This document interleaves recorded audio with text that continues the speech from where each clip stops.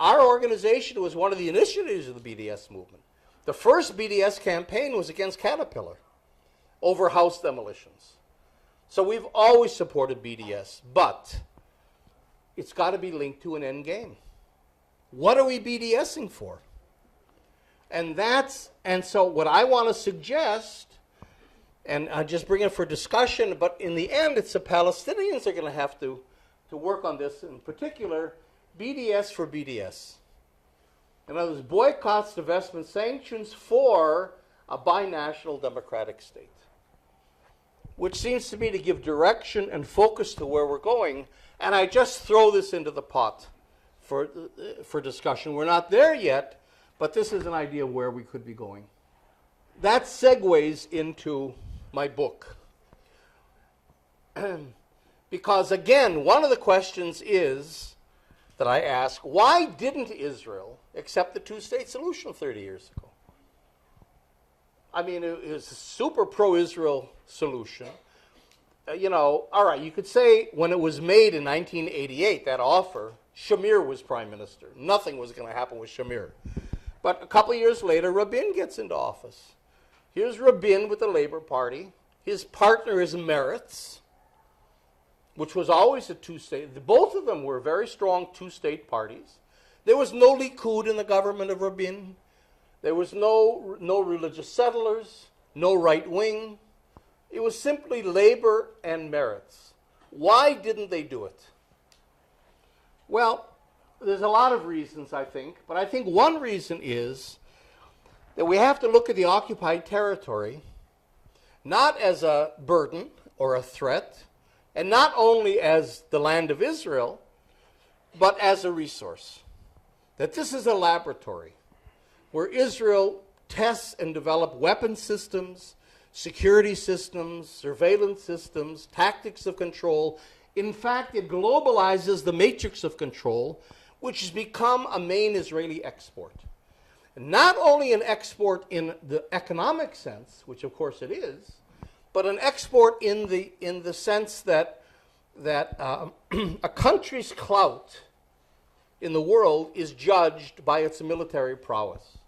How many missiles does it have? How many battleships? How many nuclear weapons and so on? How many jet airplanes?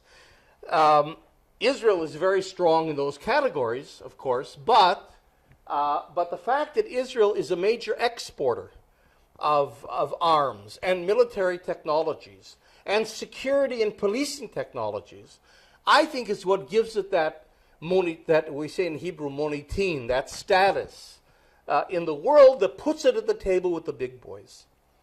So I would suggest that that's one reason. But then there was another question that I ask in the book. I start the book with this question. How does Israel get away with it? I mean, here we are, 50, 60, 70 years after the colonial era, a brutal occupation in the light of day, in violation of dozens of UN resolutions, international law, human rights. How does Israel get away with it? And the usual explanations didn't work for me. AIPAC's powerful in this country, but it doesn't explain Europe. Christian fundamentalists, Christian Zionists, they're strong in this country, but they don't explain China or India becoming very supportive of Israel in the last few years. Guilt over the Holocaust, in fact, works in Germany. That is a part of German policy, the special relationship, but I don't think that especially motivates Americans. So all those explanations we usually hear are kind of particularistic and specific to times and places. They weren't global. So if you take a look, at Israel's place in the world, so I was asking, what's the quid pro quo? What is Israel delivering that can account for the support it gets internationally? And I remember what Kissinger used to say, our friend Henry. Countries don't have friends. They have interests. What's the interest here? What's the big reason? One little tiny example. A couple of years ago, Israel was elected into the OECD, which is the club of the most advanced economies in the world. To be elected, you have to be elected unanimously. So here, if you think of the 25 most advanced economies, assume that we're talking about 25 of the most educated populations and the most liberal ones.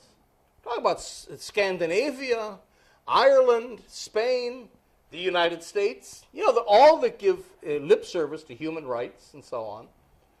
And yet Israel you have to be elected unanimously. So 25 of the world's leading economies unanimously elected Israel to join them. Even though the guidelines of the OECD say you have to conform to human rights in order to become a member. How do we explain that? And that, again, that disconnect between the sea change in public opinion towards Israel and the occupation and its increasing strength among governments. Well, I think if you look at a quid pro quo, you can go country by country by country, and you can see what Israel delivers. Israel has military relations, we know, with 130 countries at least, and many that are secret. And there's a quid pro quo here, and that is that Israel delivers to the elites and the ruling classes and the warlords, whoever the elites are, from the global north to the global south to the warlords in Colombia, it delivers. And in fact, the Ministry of Defense in Israel has a declared strategy that's called niche filling. Israel's a small country, so it's got to be very strategic. So it surveys the needs of ruling elites all over the world at every level of the world system, and it supplies the niches that they need in order to keep control.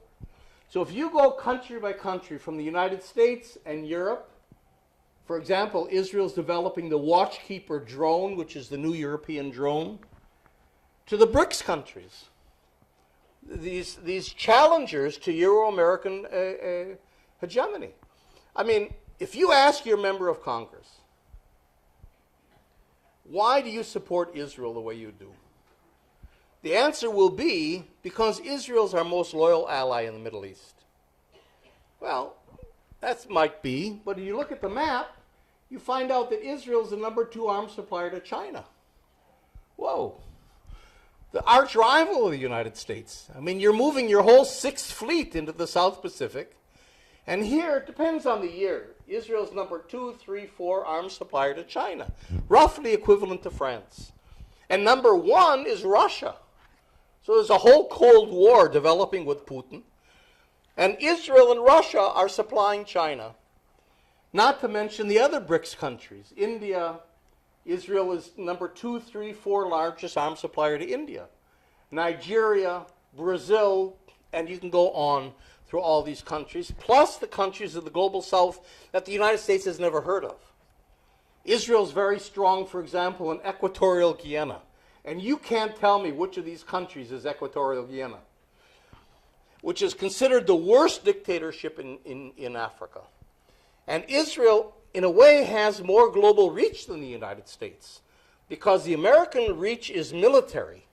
You have bases in 174 countries, but the Israeli reach is deep. It not only supplies military needs to 130 countries, but it'll train your security forces, your special operations forces, your presidential guard, and your police forces. So that all of a sudden Israel becomes the number, it depends how you count, 4, 5, 6, 7th largest arms exporter in the world. Now, besides the quid pro quo, all right, so that begins to explain why Israel gets support. Beyond that, I put this also within the context of the global capitalist system that we live in. And that is that I won't go into all this, of course, but as capitalism becomes more unsustainable and the resources become scarcer and more people are excluded, including in this country, and the income disparities become greater and greater. Oxfam put out a report 3 weeks ago that said 1% of the world's population owns half the world's resources. So the 99%, 1% isn't just a slogan. And as this all happens, it generates more resistance. People don't get excluded and exploited voluntarily. And so the whole system has to become more repressive. And here, if you just give me another minute, something very interesting emerges. And that is this, that if you look at wars, when we think about wars, and you think about the Pentagon's arsenal, the United States is geared towards conventional interstate wars. The Pentagon is geared towards fighting the Soviet Union. You have now a $1 trillion F-35 stealth bomber that Robert Gates, when he was the Secretary of Defense, tried to cancel because it's a completely superfluous weapon. You don't need that weapon because that's not the type of war you're fighting today, as you can see in Syria and Afghanistan and so on. The last real interstate war was World War II, with a couple minor exceptions here and there, Iran-Iraq and the 73 war and the Falkland War. That was cute. But otherwise, these wars are finished. So wars today are called, and that's where I take the title of my book from, generals call them. The new paradigm of war is what's called wars amongst the people. Urban warfare, counterinsurgency, asymmetrical warfare, these kinds of things that we hear about. I changed that, of course, within the capitalist context to what it really is, which is wars against the people. I mean, the people just don't happen to be sitting on top of the resources that the ruling powers want. So if wars against the people are the new paradigm of wars, it means there's actually two kinds of wars being fought today. One is what the military calls hybrid wars. Wars of states against non-state actors, like the United States, against ISIS or Al-Qaeda, or Mexican drug cartels and so on. And we have all these kinds of terms to define that kind of warfare, including, of course, peacekeeping operations, high-intensity operations, police, all these kinds of things. The other kind of warfare is fought inside our societies. And that's what I call securocratic war. That's wars against the people here. Because, whether it's Ferguson or Occupy Wall Street, there's more and more resistance within the global north countries as well. And so you have, and not only that, but within a lot of countries, in the BRICS countries and others. So these states, and that's what I go back to saying, states like the United States are being turned from democracies into security states, where security trumps everything. And you see it today in the fight between Apple and the FBI, where the vast majority of Americans are siding with the FBI, because security trumps everything else. And so you get into not just counterterrorism, of course, but even the metaphors, the war on crime, you take domestic issues, drugs and crime, and their military metaphors, and not just metaphors. You all know, about the militarization of the American police. That's very obvious. There's a Pentagon program called 1033 that supplies surplus Army equipment to police forces. That gets into Homeland Security, that for the first time really begins to put together these three things that are always fairly distinct: the military, domestic security, and policing.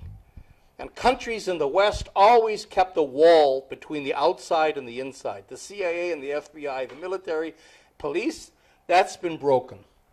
And that leads to, of course, a state of emergency, which becomes permanent. A state of emergency becomes the new normal. If you go to Kennedy Airport, fly in from abroad, there's a thermometer about the security alert, and it's always on red. So that a state of emergency that gives the government and police, of course, authority they wouldn't have in a normal democracy, and which erodes democratic protections, becomes permanent. France is in a state of emergency today. Belgium's in a state of emergency. Israel's been in a state of emergency since 1945. When it holds Palestinians without trial, demolishes homes, takes land, and so on, it does so with the authority of the British emergency regulations of 1945. It's very useful for a government. You've got the Patriot Act. You've been living since 9/11 in a state of emergency. So that all this becomes the other side. What I'm trying to get at is, if you look at the state of war today, Israel, not only Israel, don't get me wrong, I'm not saying, this isn't Israel running the world, but Israel plays a key role in this. Israel has much more experience in wars against the people than the United States has. You haven't fought many wars against the people, and when you did, you didn't do too well. So that Israel becomes a go-to place for these kinds of wars. And I'm not going to get into, I won't get into all this. I was going to go over some of the technologies, because in my book, I say we on the left have to be aware of the military technologies that we're facing. Otherwise, we can't develop strategies of resistance. And I'm not going to get into this, but one of the expertise, one of the niches of Israel is what are known as weapons of repression. And these are things from drones. I'll just take that one example of a drone. Israel supplies 40% of the world's drones. As a matter of fact, the American drones, the Predator and the Reaper and others, are really Israeli drones kind of souped up. Why? And it's a good example of how weapon systems reflect concepts of war. Pardon me? The drone technology, I'll end in a minute, I promise. The drone technology developed in the 1970s already. Why didn't the United States grab it? Because it was fighting another kind of war. It was fighting a Cold War with the Soviet Union. It was fighting a conventional interstate war. And in that kind of war, drones are stupid weapons. What does a drone do? It hangs in the sky. It's a sitting duck. I mean, you can shoot it down with an Air Force or good artillery easily. So the United States says, well, we're not going to invest money in an airplane you could shoot down. So it never got into that. Israel, at the same time, was fighting another kind of a war against the people, whether they're Palestinians or Hezbollah or Egypt, that was kind of de-armed after the Six-Day War. Well, the people can't shoot down drones. The people don't have air forces. And so this became a perfect weapon of repression against people. Because it hangs there, it does things that pilots can never do. It hangs for days and weeks and months. The people of Gaza all testify of hearing a buzzing sound 24 hours a day. They can't see anything. Once in a while, there's a targeted assassination and people get killed. And Jeremy Scahill put out a report about a month ago that said 90% of the casualties of American drone attacks are civilians and not the targeted people. But they track and survey and hang there and stay there. So they're a perfect weapon of repression. They're eyes literally in the sky that can kill. And the United States was a latecomer to that game because, again, it was fighting a conventional war and not a war against the people. And drones come in all sizes. One of Israel's specialties is nanotechnologies and the miniaturization of drones. So here's a drone. How's this for a drone? With a poison head. And these are cameras. Look how tiny, Or, ready? Weaponized insects. So you can take cockroaches or flies or mosquitoes, literally, and weaponize them and turn them into weapons that can either kill or they're certainly for surveillance. And down to nanotechnology. Israel is the world's leader in the military applications of nanotechnology. A nano is a billionth of a meter. It's the size of a molecule. So imagine weapons the size of a molecule that can be enhanced with artificial intelligence. Because if you send robots into war, you can't program them. They have to be able to learn themselves what's going on And they self-replicate because these trillions of nanobots are made of carbon. So they self-replicate, including replicating their intelligence and passing on to the next generation what they've learned, you see. And you can weaponize them. So for example, you can turn them into, because they're so small, into DNA targeting what are called nanobots. You could take an entire population and target its central nervous system or parts of its brain. I mean, these are invisible, kind of ultimate biological weapons. And in fact, what's really scary is each nanobot, think of it, each particle can replicate 1 trillion times in a week. So, I mean, it's leading us into areas, and I say this because most of us on the left come from the social sciences or humanities. We don't know what these crazy scientists like cook. This is real stuff. So that you know, we're not really aware, I think, of these technologies. And that's part of what I tried to do in the book, is to kind of alert us to these sorts of things. I won't get into this. The D9 bulldozer that's specially made to demolish Palestinian homes is a weapon. And of course, surveillance systems. I mean, Israel's got 600 checkpoints in the West Bank. No wonder it's the world's leader in airport security. And biometrics and digital recognition systems that it then sells to cities all over the world. Totalizing systems that build data banks on all of us. We're not talking about films that some policeman has to sit and watch. We're talking about digital banks of information on all of us that can be retrieved and so on. So that one of the, and I took this from a website of an Israeli surveillance company, what they're targeting, well, different things, but what the security state, they're saying we want to create a security state. The police want a security state.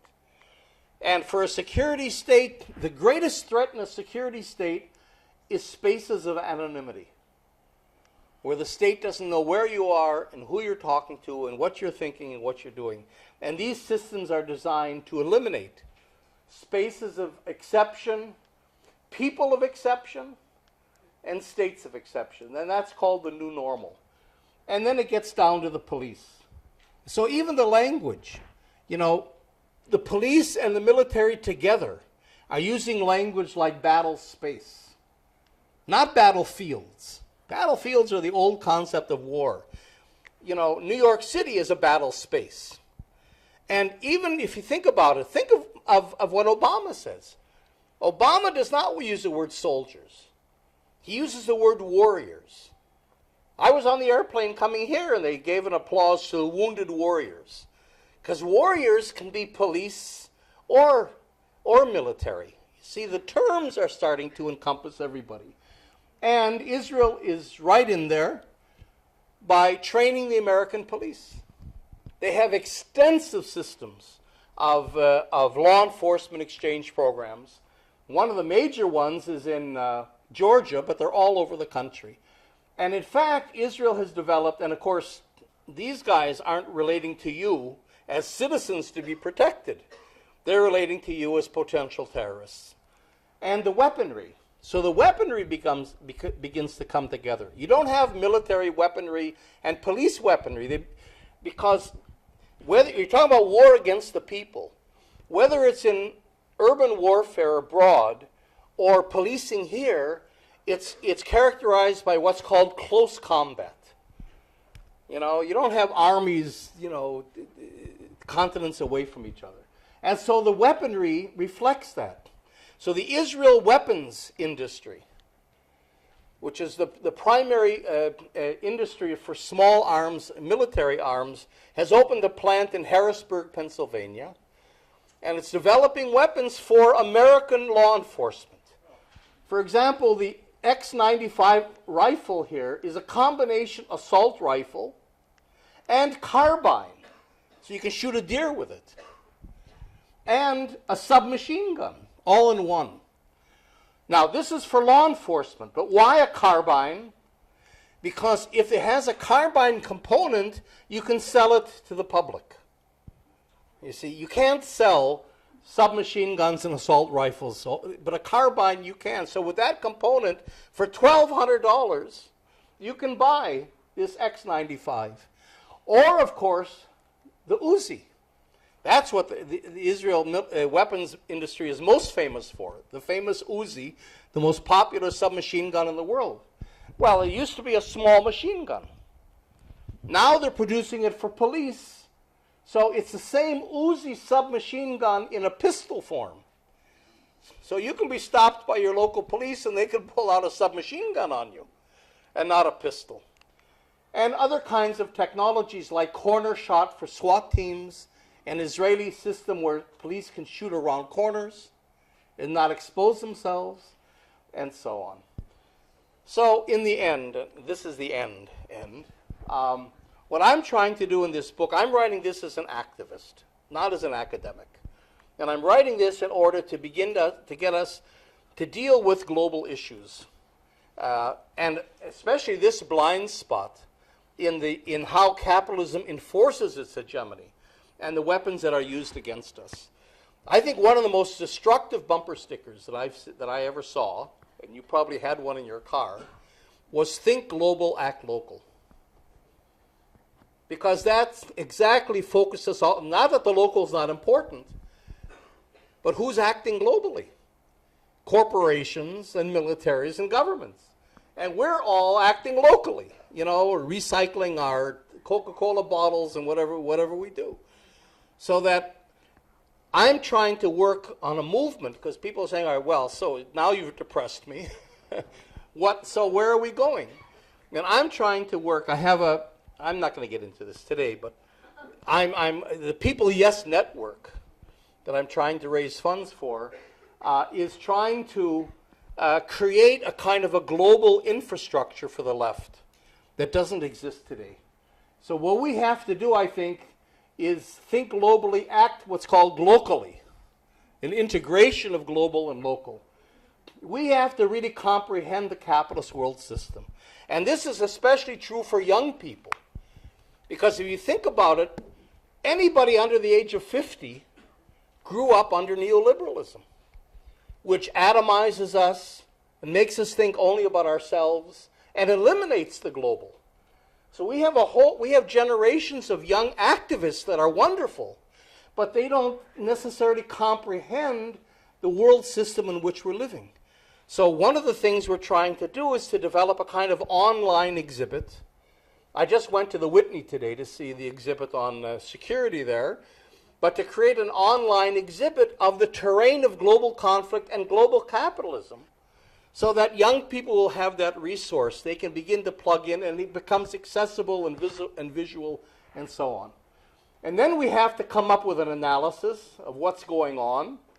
And then we have to formulate an alternative. It's not enough, like the Occupy movement, to say to people the capitalist system isn't working, it's terrible, it's awful, okay. But what do you want? It's the same issue with Palestine. Unless you tell people where to go and formulate an alternative, they're not going to go there themselves. And finally, to provide that infrastructure for effective organization and campaigning. And so I'm trying to do that within the framework of what we're calling the People Yes Network, from the poem of Carl Sandburg, The People Yes, about how the working people actually built the world.